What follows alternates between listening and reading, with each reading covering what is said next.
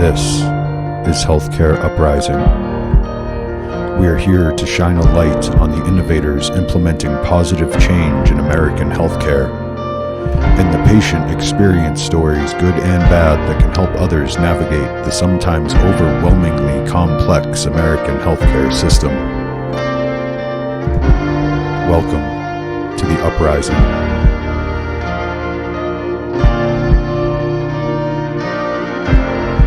We are not doctors and we don't play one on TV. If you need medical advice, consult with your physician or a healthcare professional.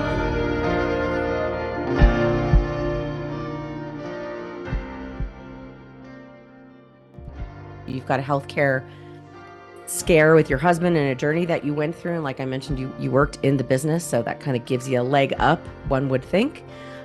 So I'm just going to let you take it away and kick it off for us here. Awesome. Well, thanks for having me. I really did feel like it was important to share my story because, as you mentioned, I've been in the healthcare industry for more than 20 years. I've done tons of employee education meetings and advised employers on how to help people make good decisions during a healthcare journey. And when I was faced with my husband's healthcare journey, I didn't know what to do. And so that connection between what we say needs to happen and what happens in reality is the gap that I want to draw some attention to.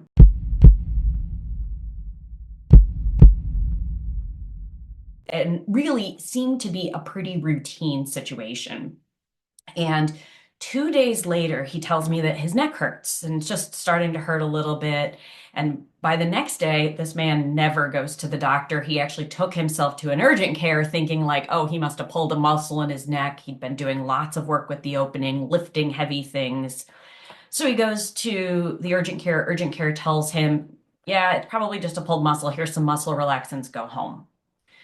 2 days later, he wakes up with the worst headache of his life. He could hardly open his eyes. When he went to stand up, he vomited. It was awful.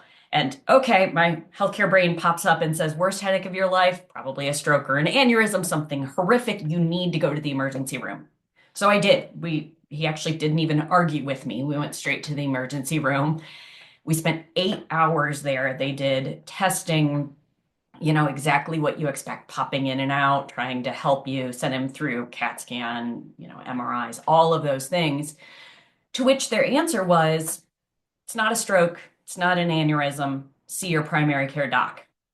That's it. They did offer to give him morphine, let him maybe take some of the edge off the pain, but that was it. And that was scary, really, really scary.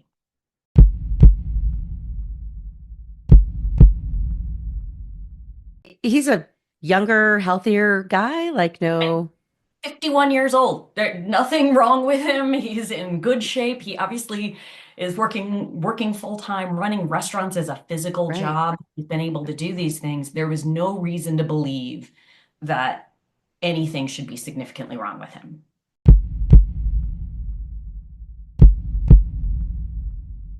This all came from a tooth extraction.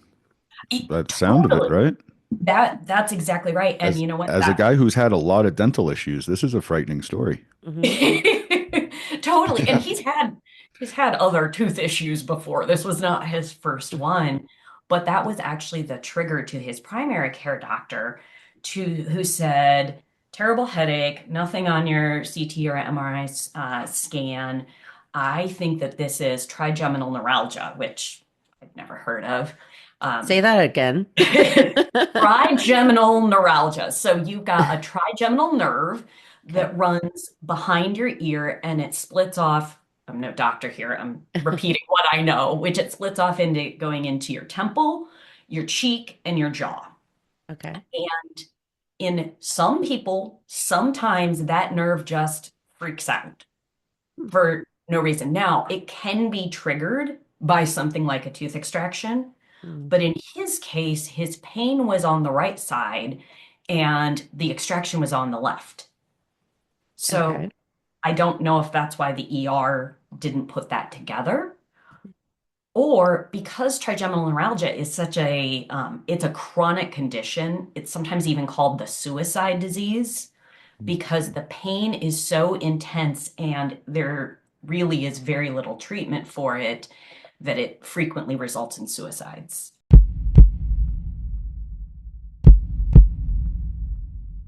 It was better than having nothing, but not by a lot. So again, as an educated professional, I go to Dr. Google, but I also go out to clinical care standards, right? So Aetna publishes them, other carriers publish them to say, what is considered appropriate standards of care for trigeminal neuralgia? I assure you, I have read a number of these in making decisions about whether a treatment was covered or excluded. And I'm not going to claim to be a nurse. I certainly had medical professionals helping, but it's a lot easier to understand when you're an objective third party than when it's your family member in there. Sure. Yeah, when you're reading those words and you're saying like there's a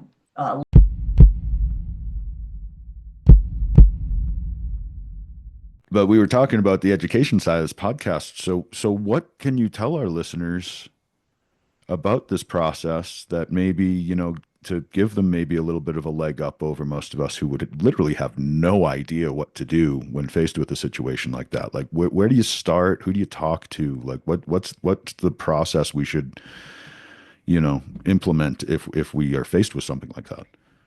Yeah, a couple of things that I would suggest. First of all, is really do get a relationship with your primary care doc before you need them. Going in and seeing them, it's super annoying. I'm aware to schedule it, but most insurance is covered at no cost. But having that made a big difference. Not being shy about bringing them a hot mess of things and believing that they will help you get the answer. So the primary care doc is so important in this.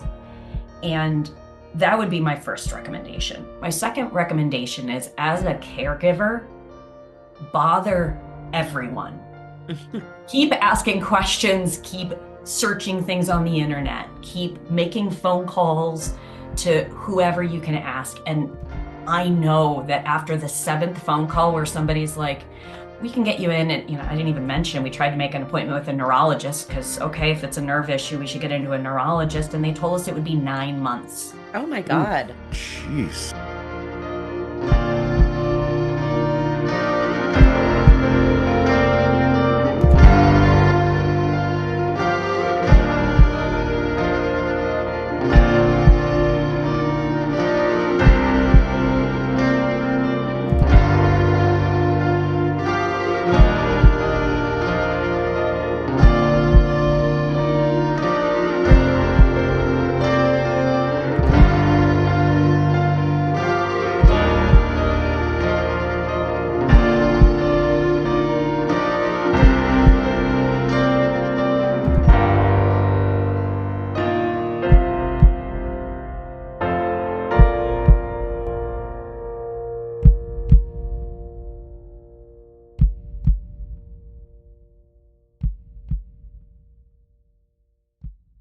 This has been a Shut Up production.